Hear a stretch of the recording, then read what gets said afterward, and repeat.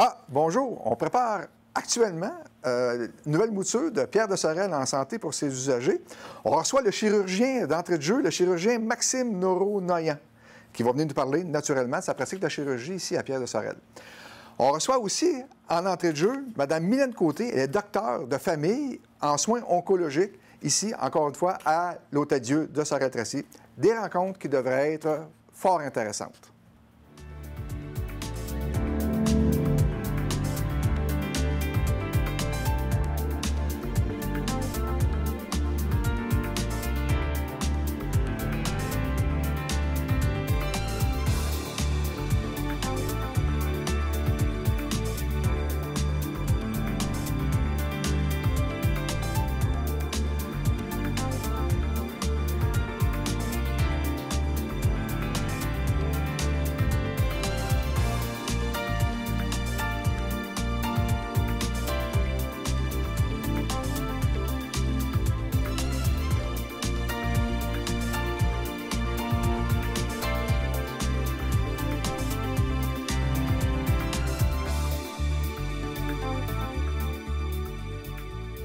Docteur Mylène Côté, bonjour. Bonjour. Docteur de famille en oncologie. Pouvez-vous combler mon ignorance? Je ne savais même pas que ça existait. Bien, justement, ce qui caractérise la médecine de famille, c'est sa capacité de polyvalence puis d'être caméléon. C'est-à-dire que selon les besoins des régions ou de la clientèle à desservir, bien, on peut s'adapter avec notre formation puis aller acquérir de la formation complémentaire pour desservir une population spécifique. Donc, médecin de famille en oncologie, c'est une sous-spécialité familiale, de médecine familiale, plus connue ailleurs au Canada, moins connue ici au Québec, mais qui vise finalement à supporter les spécialistes en oncologie, c'est-à-dire les spécialistes qui traitent les gens atteints de cancer, qui ont ou qui ont déjà eu des cancers. Puis mon rôle principal, c'est dans le continuum, dans l'investigation, dans les traitements, c'est-à-dire, c'est pas moi qui décide des traitements, mais c'est moi qui va les superviser, qui va gérer les effets secondaires, la gestion des symptômes liés au traitement à la maladie, puis aussi, par la suite, le suivi. C'est sûr que malheureusement, un certain nombre de nos patients évoluent vers les soins palliatifs. Donc, je sers aussi de trait d'union dans ça, de par ma formation de médecin de famille, pour justement que nos patients aient les services dans un continuum là, au même endroit, finalement. Donc, on veut dire que vous êtes dans une équipe pluridisciplinaire. Exactement. OK. Dans lequel il y a des médecins, il y a un médecin de famille qui va faire à la fois en cours de traitement et ensuite. Ensuite. Donc, si les gens, par exemple, ont des problématiques particulières en cours de traitement, ils viennent à l'urgence, par exemple, vous êtes là à l'urgence ou ailleurs, mais vous êtes là pour... Bien, d'ailleurs, on offre aussi le service, dépendant, c'est sûr, de la gravité des symptômes, tout ça. On offre ce qu'on appelle une clinique d'urgence, à même notre service ambulatoire d'oncologie ici. Notre équipe pluridisciplinaire, oui, il y a des médecins spécialistes, des médecins de famille, un médecin de famille comme moi, un médecin interniste aussi, des infirmières, des pharmaciennes. Est-ce que c'est un modèle d'intervention qui est généralisé dans la pratique médicale? Ou c'est propre à Sorel-Tracy? Bien, je vous dirais, ici au Québec, il y a moins d'établissements pour le secteur de l'oncologie qui a un modèle similaire à nous. C'est surtout dans les régions, on va dire, entre guillemets, un peu plus éloignées des grands centres, mais qui gagnent en popularité dans tout ce qui est la gestion des maladies chroniques. Parce que justement, le cancer, de plus en plus, est ce qu'on appelle une maladie chronique, c'est-à-dire qu'on n'en guérit pas nécessairement, mais on peut vivre beaucoup plus longtemps avec un bon ou en tout cas un certain niveau de qualité de vie. Donc, c'est sûr que l'aspect maladie chronique nécessite des interventions là, multidisciplinaires de différents spécialistes ou professionnels de la santé. Mylène Côté, dans son rôle, c'est quoi? C'est quoi votre approche? Bien, je pense que... C'est quoi la caractéristique qu'on pourrait dire de vous si on vous regardait? Là? Ah, c'est une bonne question. Moi, je vous dirais probablement L'objectif que je me donne, je pense que c'est d'essayer d'assister et d'accompagner les gens. Parce qu'effectivement, le mandat de la médecine en général, il y a peut-être une époque où on était vraiment dans tout ce qui était guérison. Avec l'évolution de la médecine, oui, il y a la guérison, mais il y a un peu ce qu'on disait tantôt, le concept de la maladie chronique. Donc, l'assistance, accompagner les gens, leur apprendre à vivre avec leur état pour que le temps qu'ils ont le soit de meilleure qualité puis le mieux possible pour eux. Là. OK. Donc, ce que vous nous dites, c'est que dorénavant, le cancer est considéré, comme vous dites, comme une maladie chronique. C'est non plus une maladie qui se termine. Bien, effectivement, c'est sûr. Bon, il y a des cas qui, malheureusement, du diagnostic au départ... Au sens qui se termine, là, qui est guéri. Effectivement. Il y a de plus en plus de gens qui peuvent en guérir, mais il y a de plus en plus de gens qu'au moment du diagnostic sont dans un état qu'on appelle en palliation, c'est-à-dire impossible à guérir, mais qu'on peut avoir une espérance de vie, on dira acceptable, mais avec des traitements ou des suivis continus. Comment, la question qui me vient, c'est comment on vit au quotidien, dans votre cas, vous, le malheur, la mort? Comment on vit ça? Je pense qu'il faut être proche des gens. C'est sûr qu'il faut se donner une certaine distance aussi, mais je vous dirais, je pense qu'il faut être conscient des émotions que ça génère. On apprend beaucoup au contact là, des gens qui vivent, comme vous dites, des malheurs, des épreuves, parce qu'on a chacun nos façons d'affronter les épreuves. Puis, tu sais, je pense que c'est une source intarissable d'apprentissage. Puis, probablement qu'une grande réussite de ce qu'on peut faire, quand je vous disais assister, accompagner les gens, bien, c'est quand on réussit à être un peu un pilier, pas juste moi, mais l'équipe, pour ces personnes-là dans l'épreuve. Parce que, nécessairement, perdre des gens, c'est... Tu sais, parce que tu développes un lien émotionnel, puis subitement, les gens... Mylène Côté, petite fille, ça a toujours été un rêve de jeunesse, d'être médecin? Bien, je réfléchissais à ça. Des fois, les gens te posent la question. Je vous dirais, initialement, à l'université, je me suis inscrite en médecine et en enseignement préscolaire primaire. OK. Mon Donc, Dieu, c'était... On était dans... Puis quand je décortique un peu le pourquoi, bien, je pense que je voulais quelque chose de quand même structuré. Tu sais, une profession avec une certaine structure, je dirais pas une routine, mais une certaine structure, mais aussi avec une possibilité d'avoir des surprises, des apprentissages au quotidien, la possibilité d'une évolution aussi. Puis je vous dirais aussi le contact avec les autres personnes. Fait que, tout ce qu'on peut apprendre au contact des autres personnes. Okay. Parce que souvent, on a tendance à voir les médecins... bon, il y a un aspect mécanique. Là. On rentre, on a de la fièvre, on fait un diagnostic... Vous, êtes-vous plus mécanique ou humaniste, je dirais? Personnellement, puis probablement c'est un peu ce qui a guidé le choix là, dans la profession médecin de famille, l'oncologie aussi. Je vous dirais, je suis peut-être moins technique, je dirais plus technique que mécanique, là, mais moins technique.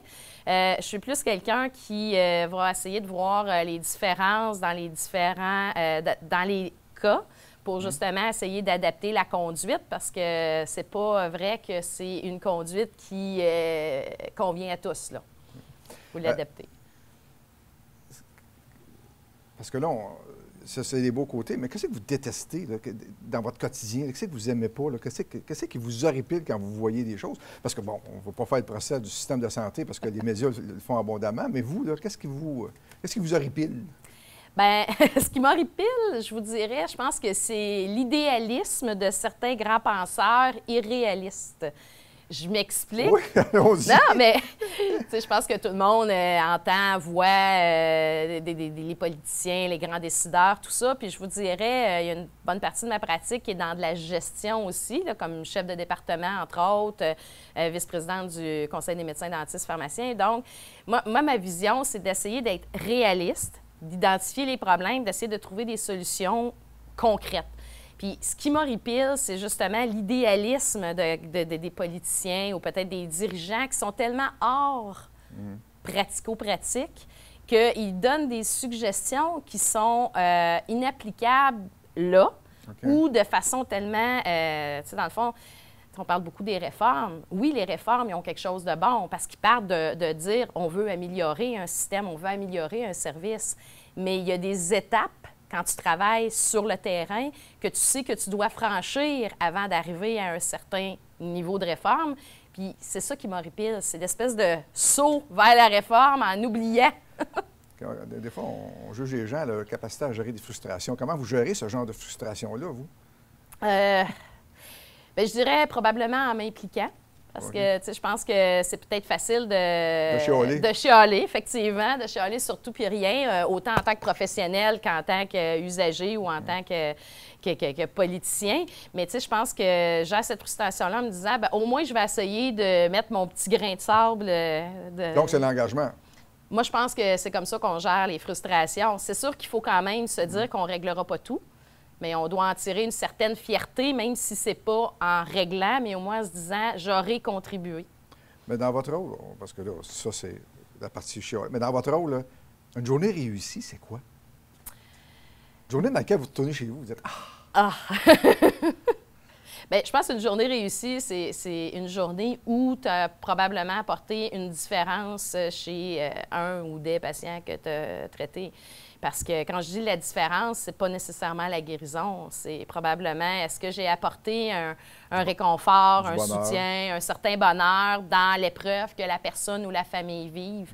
Puis je vous dirais, tu sais, tantôt, vous me demandiez comment on gère ça, où on va chercher peut-être l'énergie de tout ça. Je pense que c'est vraiment ce que les gens nous donnent en retour, les remerciements, le sourire dans le visage de quelqu'un qui vit une épreuve, puis que tu peux t'attribuer probablement en partie responsable. OK. Bien, à l'extérieur, vous faites, sans vouloir être indiscret, vous faites quoi pour gérer tout ce stress-là? Parce que nécessairement, c'est émotionnellement, c'est prenant, là. Bien, je pense qu'il faut savoir faire une certaine transition entre le travail puis la maison. C'est sûr que je pense que la profession de médecin puis dans le système de la santé en général, on peut pas dire, ben regarde, il est 4 heures, on s'en va, puis on oublie tout ça. Il y a beaucoup d'images, il y a beaucoup de cas, il y a des réflexions qui restent en tête. Mais je pense que c'est important de faire une transition avec autre chose. Personnellement, j'ai un merveilleux conjoint, j'ai 4 enfants, des amis, de la famille. Fait que je pense que c'est important aussi de faire autre chose. Puis ça, bien, ça nous alimente à être capable de, je pense, à continuer à être bon médecin. Donc, il y a toute une gymnastique entre la vie de famille et... Faut pas être seul. Comme je veux dire, je pense que une bonne famille, il y a des ados dans le coin, pour ceux qui comprennent ce que les ados veulent dire. C'est ça. Qu'est-ce que vous souhaitez avoir accompli au terme de tout ça, au terme de cette carrière-là? Je ne peux pas dire que votre carrière s'achève maintenant, mais un jour, qu'est-ce que vous souhaitez avoir accompli? Je vous dirais, je pense que c'est des accomplissements au quotidien. Okay. Fait que j'espère avoir fait la différence en positif au sein là, du plus de personnes possible. C'est pas une grande œuvre, ce que je comprends. C'est au quotidien. Au quotidien. C'est au quotidien, les gestes au quotidien. C'est comme ça, je pense qu'on se nourrit puis on se réénergise. Okay. C'est au quotidien. Parce que si on attend de dire... avec un regard sur tes 40 ans de carrière, ben, je pense que ça va être une erreur. Je pense qu'au quotidien, il faut que tu ailles chercher une valorisation puis un bonheur. On arrive, Mylène Côté, au terme de cette entrevue. Le mot de la fin, si vous aviez quelque chose à nous dire dans votre rôle, dans votre profession. Moi, je vous dirais, je pense que la santé, c'est un travail d'équipe. On parle beaucoup du système de santé, mais je pense qu'il y a une responsabilisation aussi du patient, de sa famille. Puis, si on veut que le système de santé, en général, aille bien, je pense que c'est de solidifier l'équipe patient-médecin et autres professionnels. C'est un travail d'équipe multidisciplinaire et le patient est un acteur essentiel. Important. Oui. Mylène Côté, on vous remercie infiniment de votre passage à Pierre de Sarenne en santé pour ses usagers. Bien, ça me fait plaisir.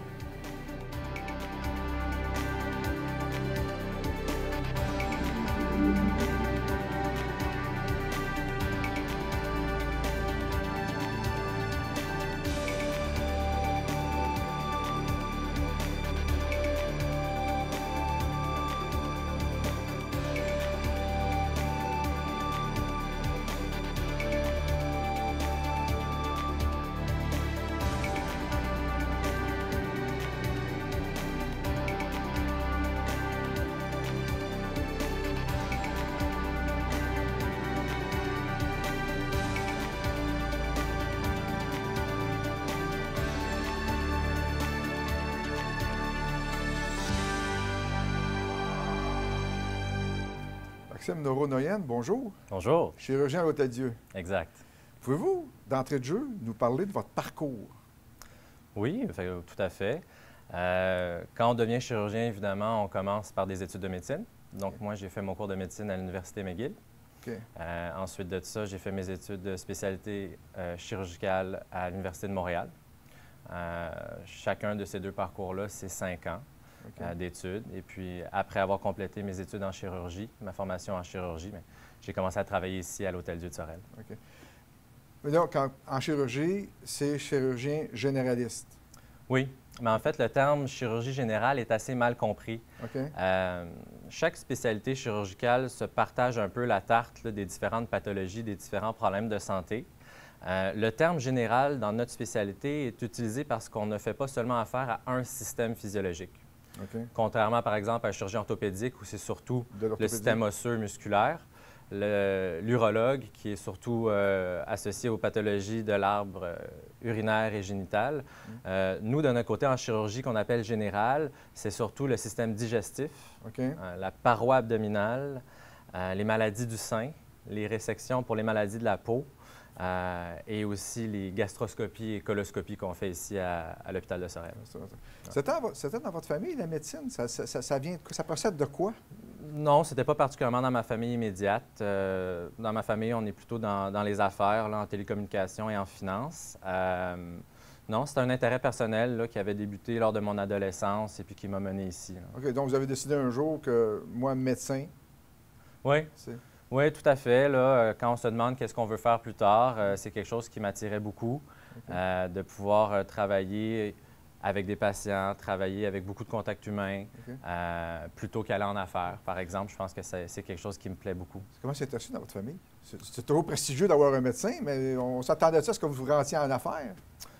Non, pas particulièrement. J'ai pas eu de pression là, qui essayait de m'enligner dans une voie ou une autre. Ça a été bien reçu. OK. Mais pourquoi chirurgien en chirurgie? Moi, personnellement, je serais devenu cardiologue. OK. Si vous regardez ça comme ça, là, si vous Ouais. m'aviez- Mais j'avais pas d'idée préconçue au départ, là, pendant mes études de médecine. C'est au courant de mon parcours que ça s'est dessiné. OK. Tout d'abord, quand on fait notre cours de médecine, on est exposé à plusieurs types de stages dans plusieurs milieux. Puis moi, personnellement, il y a quelque chose qui est venu me chercher pendant mon stage de chirurgie, un intérêt particulier. J'ai aimé tous mes stages dans tous les types là, de médecine qu'on a à faire pendant le cours de médecine, mais il y avait un intérêt un petit peu plus poussé quand j'ai fait mon stage de chirurgie. Je trouve que la chirurgie, personnellement, c'est quelque chose que je trouve satisfaisant dans le sens où on a une double satisfaction.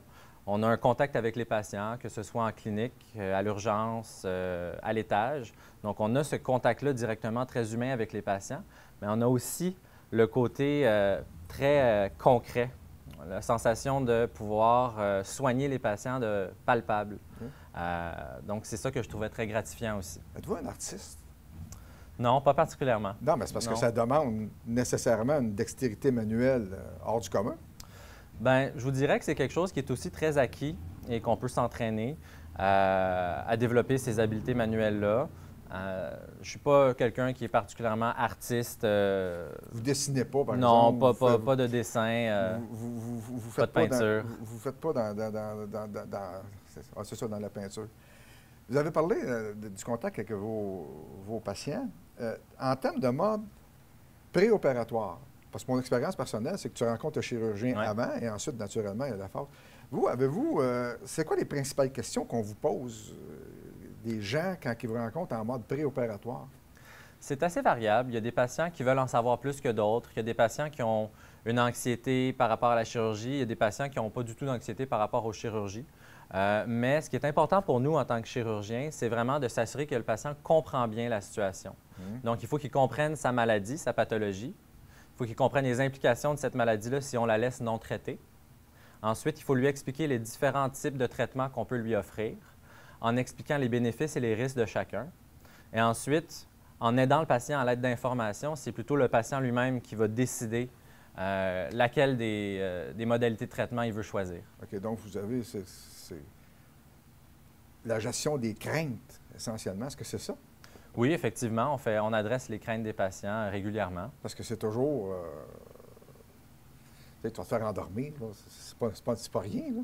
Oui, c'est sûr que les patients ont certaines craintes, certaines anxiétés. C'est à nous de les adresser.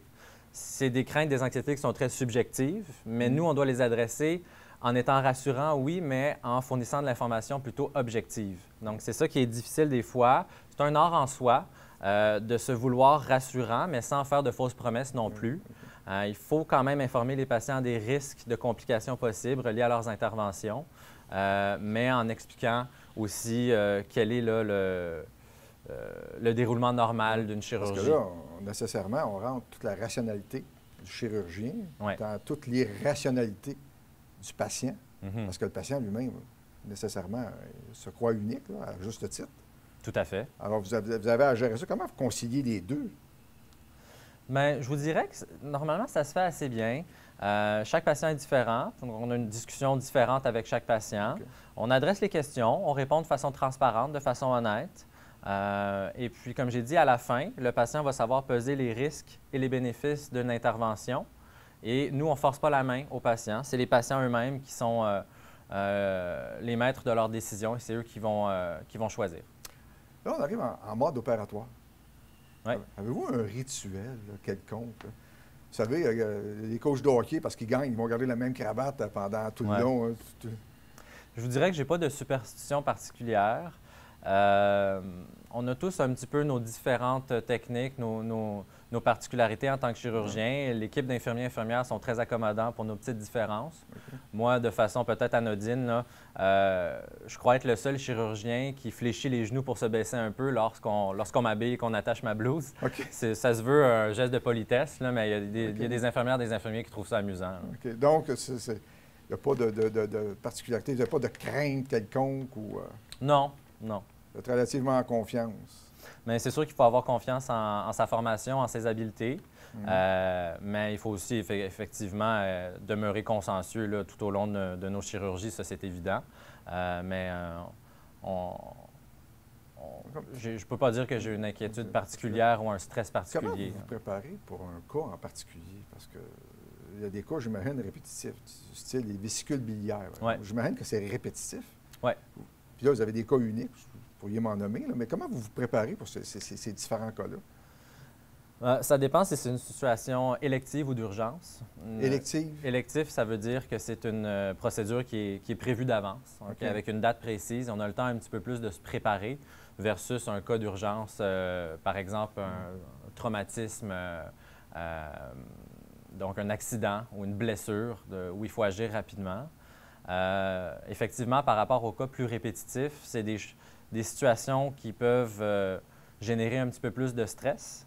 Quand j'ai affaire à ces situations-là, bien, je vous dirais que j'adopte une attitude plus de confiance en ma formation, mes habiletés et aussi en mes collègues. Parce que pour les cas complexes, pour les cas particuliers, ici à l'hôpital de Sorel, l'équipe de chirurgiens, on collabore beaucoup. Donc, c'est pas rare qu'on va opérer à 2 et des fois 3 chirurgiens pour un cas si c'est un cas particulier. Question du coach. Comme jeune chirurgien, avez-vous encore du coaching? Bien, c'est sûr qu'effectivement, je profite de l'expérience de mes collègues qui ont plus d'expérience que moi. Donc, on collabore ensemble, on interagit beaucoup, on se pose des questions. Si j'ai une question par rapport à quelque chose de particulier, bien, je vais l'adresser à mes collègues. On s'entraide beaucoup. Il y a énormément de collaboration dans l'équipe, non seulement entre les chirurgiens, mais entre tous les types d'intervenants ici à l'hôpital de Sorel. C'est un des très bons points, je trouve, de l'endroit ici. C'est un très beau milieu de travail à cause de cette collaboration-là. Vous travaillez la nuit, j'imagine?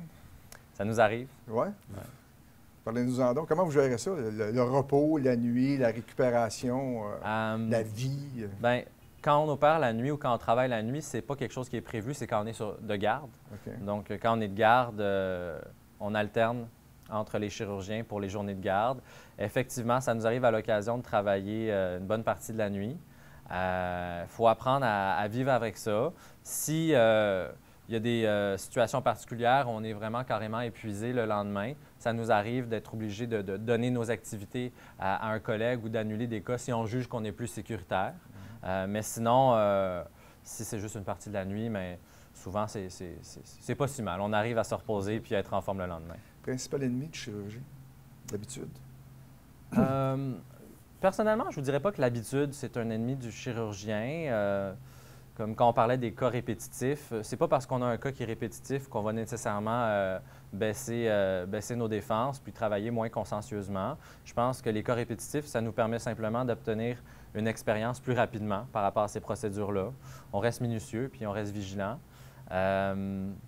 Les habitudes, ça peut devenir une bonne chose quand on acquiert beaucoup d'expérience. Ça nous rend très à l'aise avec des chirurgies, ça rend nos gestes plus efficaces. Il nous reste peu de temps, j'ai encore une autre question. Oui. La mort. Oui. Ça fait partie, peut-être pas de votre quotidien, mais... Oui, ça fait partie du travail. Ça fait partie. Comment vous envisagez ça? Bien, écoutez, c'est toute une histoire, hein, la mort. Malgré toutes les avancées en médecine, malgré tous les traitements qu'on associe à chaque maladie, on n'a pas été capable encore de rendre quelqu'un immortel. Donc, éventuellement, c'est sûr que la mort fait partie du travail. Il faut avoir une certaine acceptation par rapport à ça. Il faut savoir reconnaître quand, malheureusement, le corps est rendu au bout. C'est quelque chose de difficile, c'est quelque chose qu'il faut concilier avec le patient, avec la famille, les proches du patient. Donc, c'est du cas par cas. Je vous dirais qu'en général, en approchant le patient avec des informations, il y a un processus d'acceptation qui se fait. On n'est pas tout seul là-dedans. On travaille souvent plusieurs collègues, plusieurs médecins ensemble quand on a affaire, par exemple, à une maladie qui est terminale, malheureusement. Donc, il y a plusieurs intervenants qui vont pouvoir nous aider à entourer le patient puis l'accompagner là-dedans. Mais c'est sûr que c'est jamais facile. Maxime Noron-Noyan, à l'extérieur de l'hôpital? Oui, à l'extérieur de l'hôpital, je dois dire que, disons, mes intérêts à l'extérieur de l'hôpital sont assez classiques. Donc, quand je ne suis pas au travail, je me consacre généralement, là, en majorité à ma femme, ma famille, mon groupe d'amis, des activités sportives, des activités de plein air. Rien d'original, non. Le mot de la fin? Le mot de la fin, bien, écoutez, nous, à l'équipe de chirurgie à Sorel, je trouve qu'on a une très belle équipe de chirurgiens. Comme j'ai dit, on collabore énormément. On a des très bonnes relations avec nos patients, avec nos collègues, nos intervenants à l'hôpital. Et puis, ça nous fera plaisir de rencontrer les patients en consultation. On sent beaucoup d'enthousiasme chez vous. Il faut? Il faut. Maxime Noron-Noyan, merci beaucoup de votre passage à Pierre de Sorel en santé pour ses usagers. Ça me fait grand plaisir. Merci.